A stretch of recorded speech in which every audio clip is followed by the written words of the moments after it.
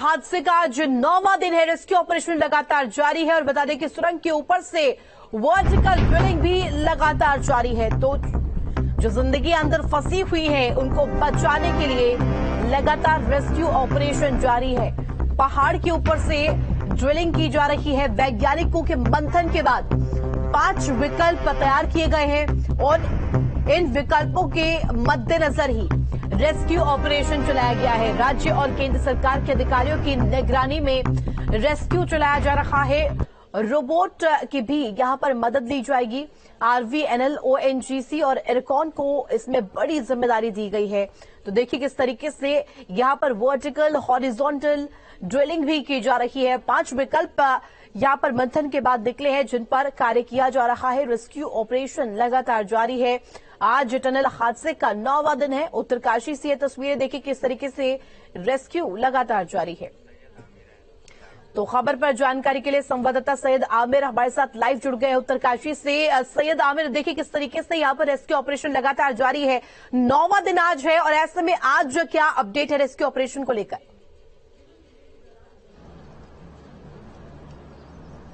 देखिए, बिल्कुल साफ है कि आज अपडेट ये है कि आज 2-3 चीजें होनी है। पहली, कल रात में बताया गया है कि जो 50 मीटर जो ड्रिलिंग का सिस्टम है वो शुरू किया जा चुका है 50 घंटे के बाद, और अब जो है ड्रिलिंग जो है वो धीरे धीरे आगे बढ़ेगी। यानी जो पाइप वाला सिस्टम था, कल नितिन गडकरी से मैंने खुद पूछा था कि क्या सबसे जो आपने 5 से 6 विकल्प दिए हैं उसमें सबसे बेहतर विकल्प आपको क्या लग रहा है, तो उन्होंने कहा कि जो ड्रिलिंग सिस्टम है जो जिसमें पाइप के जरिए अंदर हम फोर्स करके पाइप डाल रहे हैं, वो ड्रिलिंग सिस्टम ही सबसे कारगर साबित हो सकता है। लेकिन उसके अलावा अगर वो कोलैप्स होता है तो उसके अलावा हमारे पास 5 विकल्प और हैं। यानी कुल मिलाकर 6 विकल्प की कल नितिन गडकरी ने बात की थी। और आज जो होना है आपको दिखाए, पहले हम साइट पे मौजूद हैं। सुबह से ही हम यहां पर लगातार रिपोर्टिंग कर रहे हैं और देख रहे हैं क्या डेवलपमेंट है। अंदर लाइट्स जल रही हैं और काम शुरू हो चुका है। कुछ अधिकारी अंदर अभी थोड़ी देर पहले गए हैं और यहां से हम जो दिखाने की कोशिश करेंगे आपको कि पाइप जो है,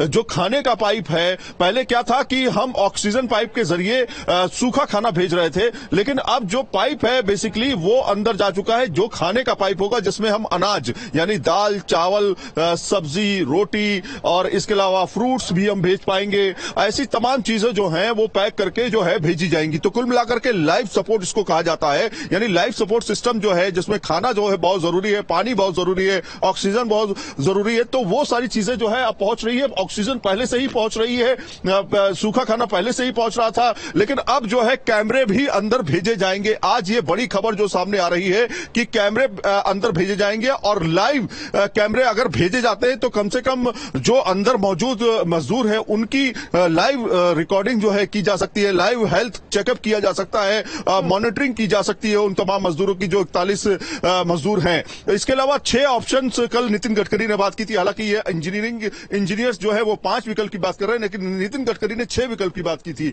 और वो विकल्प क्या है ये मैं बता देता हूं। पहला तो ये कि एक तो ड्रिल मिडिल में एक ड्रिल जो पहले से किया जा रहा है वो ऑप्शन है ही है, उसको सबसे बेहतर विकल्प माना जा रहा है। दूसरा ये कि जो आप ये टनल देख रहे हैं इनके साइड से ड्रिल करके हॉरिजॉन्टल, इनके साइड से ड्रिल करके हॉरिजॉन्टल जो है पाइप डालने की बात की जा रही है। इसके साथ में आपको पहाड़ पे दिखाते हैं, पहाड़ से जो बाकायदा BRO ने एक रोड बनाई है। आज वो रोड कंप्लीट हो जाएगी और आज एक मशीन भी ऊपर जाएगी पहाड़ के ऊपर, वो ड्रिलिंग करना शुरू कर देगी। तो कहीं ना कहीं साइड से 3 पहाड़ के ऊपर साइड से 3 जगहों से और अंदर टनल के अंदर 3 जगहों से अंदर जाने की तैयारी है। तो कुल मिलाकर 6 विकल्प खुले हुए हैं। इंजीनियर्स कह रहे हैं कि हम 5 विकल्प पे काम कर रहे हैं, उसी में हमें सफलता मिल जाएगी। नितिन गडकरी का कहना है कि केंद्रीय मंत्री जो है उन्होंने कहा है कि 2.5 दिन में यह ऑपरेशन कंप्लीट कर लिया जाएगा। लेकिन जो अभी गति लग रही है उससे ऐसा लगता है, जो हमारी विशेषज्ञों से बातचीत हुई है उनसे ऐसा लगता है कि करीब 4 से 5 दिन लग सकते हैं अभी भी। लेकिन जब सरकार ये कह रही है कि हम 2.5 दिन में निकाल लेंगे तो हम सरकार की ही बात मान लेते हैं, क्योंकि पिछले 9 दिन, आज 9वां दिन है। आप सोचिए 220 घंटे से ज्यादा का वक्त जो है वो बीत चुका है और लगातार जो है ऑप्शन फेल होते जा रहे हैं। ऐसे में आखिर कब जो मजदूर है निकल के आएंगे, उनके परिजनों ने हताश ये देखा जा रहा है कि हॉरिजॉन्टल ड्रिलिंग की जा रही है, वर्टिकल ड्रिलिंग की जा रही है, साइड से ड्रिलिंग की जा रही है, तमाम प्रयास यहां पर किए जा रहे हैं। लेकिन सबसे बड़ा सवाल यह है कि अभी चुनौती क्या है सबसे बड़ी? देखिए, मैं आपको बताता हूं चुनौती क्या है, क्योंकि टनल को मैंने काफी कवर किया है। मैंने हिमालय का टनल को कवर किया है और इसके अलावा साउथ की तमाम टनल्स को हमने कवर किया है और बड़े बड़े मेगा प्रोजेक्ट्स को मैंने कवर किया है। दिक्कत यह होती है कि जब इस तरह के पहाड़ होते हैं तो उसमें आपको पता नहीं होता कि सॉफ्ट रॉक और हार्ड रॉक कहां पर है, और जब आप ड्रिल करके अंदर जाने की कोशिश करते हैं तो आपको सॉफ्ट के साथ में एक हार्ड रॉक मिल जाती है, और वो परेशानी करती है, क्योंकि आपकी एक कैपेसिटी है मशीन की, और वो कैपेसिटी इतनी है जितनी सॉफ्ट रॉक को वो झेल सके। लेकिन अगर हार्ड रॉक मिलती है अंदर तो वो बाधा क्रिएट करती है, फिर उसके लिए एक दूसरी मशीन हमें अल्टरनेट के तौर पे मंगानी पड़ती है, जो कि अभी तक मंगाई गई है। एक मशीन ऑलरेडी अंदर जा चुकी है। तो कुल मिलाकर के ये है कि जो यहाँ के पहाड़ हैं ये दरकने वाले पहाड़ हैं। यहाँ पर काम करना अपने आप में बड़ी चुनौती है। उत्तराखंड के पहाड़ों को एक दरकने वाले पहाड़ कहा जाता है। कहां पर वो सॉफ्ट है, कहां पर हार्ड है, इसका अंदाजा नहीं लगता। इसीलिए आज जो है बताया जा रहा है शाम तक जो है रोबोट्स लाए जाएंगे। रोबोट क्या करेंगे? रोबोट दरअसल यहाँ की जो जियोग्राफी हो उसमें जो खासतौर पे पहाड़ है उसमें हार्ड रॉक और सॉफ्ट रॉक कहां पर है उसका वो पता लगा करके इंडिकेशन देंगे कि मशीन को किस डायरेक्शन में आगे बढ़ना है, और अगर बढ़ना भी है तो अगर हार्ड रॉक आती है तो उसका सुझाव देगा वो कि क्या किया जा सकता है। तो इस तरह से अब रोबोट की भी मदद जो है इस पूरे ऑपरेशन में ली जाएगी। तो जद्दोजहद जारी है, 41 जानों को बचाना है, लेकिन अभी तक जो हफ्ता भर बीत गया था, 7 दिन जो बीते थे, वो कहीं ना कहीं भारी पड़ते हुए दिखाई दे रहे हैं। अंदर जो लोग मौजूद हैं वो इसी कपड़े में मौजूद है जिस ड्रेस में वो गए थे, वही चीज उनके पास है। सोने के लिए कोई व्यवस्था उनके पास है नहीं। रात में किस तरह से वो अपने आप को फ्रेश करते होंगे, सुबह के लिए फ्रेश कैसे होते होंगे, ये अपने आप में बड़ी चुनौती है। क्योंकि देखिए जगह बहुत ज्यादा है, जगह करीब अंदर जहां फंसे हुए हैं जवान, जो मजदूर हैं अंदर जहां फंसे हुए हैं, वो करीब 60 मीटर की डेबरी है। 60 मीटर की डेबरी उस तरफ जो है करीब 2 किलोमीटर का स्पेस है, यानी 2 किलोमीटर का खाली स्पेस है जहां पर वो मूवमेंट कर सकते हैं कम से कम। ये चीज ठीक है, लेकिन रात में सोते कैसे होंगे, रात में किस तरह से वो अपने रात बिताते होंगे, या सुबह उठने के समय में उनको अगर पानी नाश्ता या कुछ भी चाहिए होता होगा तो वो कैसे मिलता होगा। तो ये अपने आप में बहुत सारी चुनौतियां हैं।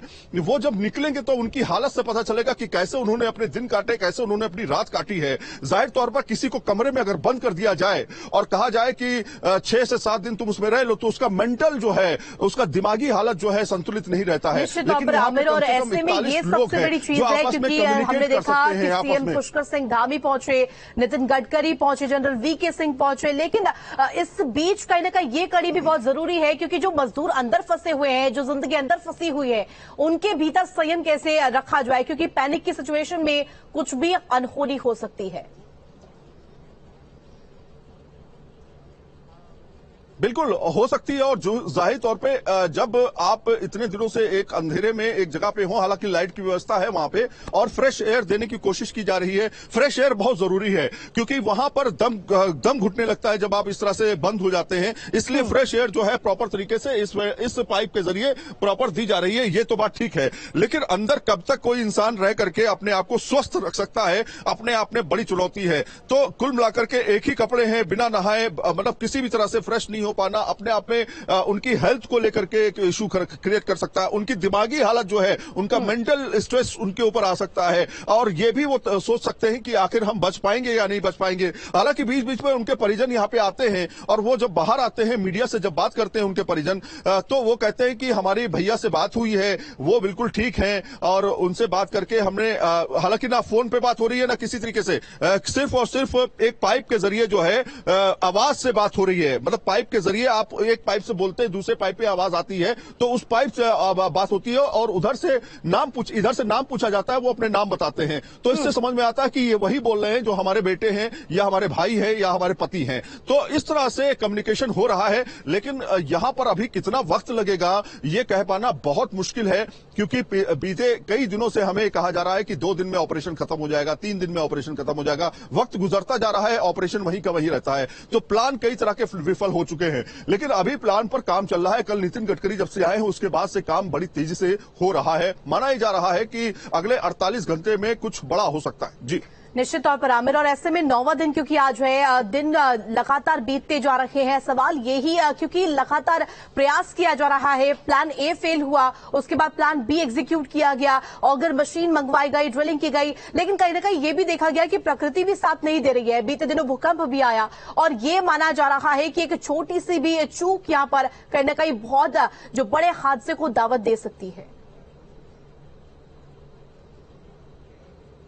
देखिए, हादसे को दावत दे सकती है, बिल्कुल सही बात है, लेकिन 41 जिंदगियों की जान बचानी है, उसको किसी भी हालत में बचाया जाएगा, ऐसा नितिन गडकरी का कहना है। नितिन गडकरी ने यह भी कहा, जो केंद्रीय मंत्री है उन्होंने यह भी कहा, और पुष्कर सिंह धामी ने यह भी कहा कि हम किसी भी हालत में अपने 41 भाइयों को निकाल लेंगे। कैसे निकालेंगे, वो 6 विकल्प उन्होंने दिए हैं। लेकिन सवाल यह खड़ा होता है, प्रकृति से आप निपट नहीं सकते इतने आसानी से। उसमें यह भी है कि आपके इस टनल के अंदर जो लोग फंसे हुए हैं, उनकी मनोदशा क्या है इस समय, वो भी आप नहीं समझ सकते हैं। तो कुल मिलाकर के ये है कि फिर आपके पास उपाय क्या है। उपाय यही है कि आप हैवी मशीनरीज जो है, मैक्सिमम हैवी मशीनरीज को यहां पे ला करके साफ तौर पे उसको डिप्लॉय करें और युद्ध स्तर पर काम करें। युद्ध स्तर पर, अगर युद्ध स्तर पर काम नहीं हुआ तो ये जान लीजिए कि कुछ भी अनहोनी हो सकती है। इसलिए इसको हमें पहले से तय करके रखना होगा। तो ऑपरेशन में शुरुआत में जो है हमें लगा कि कहीं ना कहीं ढिलापा बढ़ता गया है, क्योंकि सिचुएशन ऐसी थी कि सभी आपस में कोऑर्डिनेट नहीं कर रहे थे, कोई सूचनाएं प्रॉपर तरीके से नहीं मिल रही थी। मैंने खुद नितिन गडकरी से इस बारे में बात की कि सर, सूचनाएं जो हैं वो गलत तरीके से आ रही हैं, कोई ऑथेंटिक सोर्स नहीं है। हम सूचनाओं को प्राप्त करने के लिए अलग अलग अधिकारियों से पूछ रहे हैं, तो उनके पास से जो जवाब मिल रहे हैं वो अलग अलग मिल रहे हैं। तो कम से कम एक ऑथेंटिक सोर्स जो है सूचनाओं का होना चाहिए, ताकि हम एक रिपोर्टिंग के जरिए सही सूचना जो है पहुंचाई जा सके। तो कुल मिलाकर के एक ग्रुप है जिसके जरिए जो है सूचनाएं दी जा रही है, ताकि हम परिजनों को सही सूचना दे सकें। तो कुल मिलाकर के ये भी है कि अब जो है काम में तेजी जरूर है, लेकिन फिर वही बात है कि वक्त कितना लगेगा इस पूरे ऑपरेशन को कंप्लीट करने में, ये अभी देखने वाली बात होगी। क्योंकि देखिए, रास्ते बहुत सकरे हैं, यहां से मशीन लाना, अगर हम देहरादून से भी मशीन लाते हैं, कोई हैवी मशीन, यहां तक पहुंचने में अच्छा खासा वक्त लगता है। तो अब सीधे यह है कि जो कुल मिलाकर जो हवाई पट्टी पे मशीनें अगर दिल्ली या कहीं से भी आ रही हैं, तो उनको यहां पर लाने के लिए सही तरीका है कि एयरपोर्ट से बाकायदा उसको देहरादून से और या उत्तरकाशी से जो है यहां तक लाने के लिए व्यवस्था जो है की जाए, और वो व्यवस्था की गई है, तभी मशीनें यहां पे आ पाई हैं। तो जल्दी मशीनें आए, जो मशीनें लानी है उनको एडवांस में यहां रखा जाए, वैकल्पिक तौर पे भी मशीनें यहां पे रखी जाए, ताकि एक मशीन खराब हो दूसरी मशीन रखी जाए। तो ये सब चीजें रखनी पड़ेंगी, तभी ये काम हो पाएगा, वरना बहुत देर हो रही है। 9वां दिन है आज, जरा सोचिए 9 दिन से लगातार ये लोग फंसे हुए हैं और क्या हालत होगी अंदर, ये अंदर के लोग ही समझ सकते हैं। जी निश्चित तौर पर आमिर, और ऐसे में कहीं ना कहीं जिस तरीके से भास्कर खुलबे ने भी कहा था, पीएमओ के पूर्व सलाहकार है, उन्होंने भी कहा था कि संसाधनों की कमी नहीं है, बस विकल्पों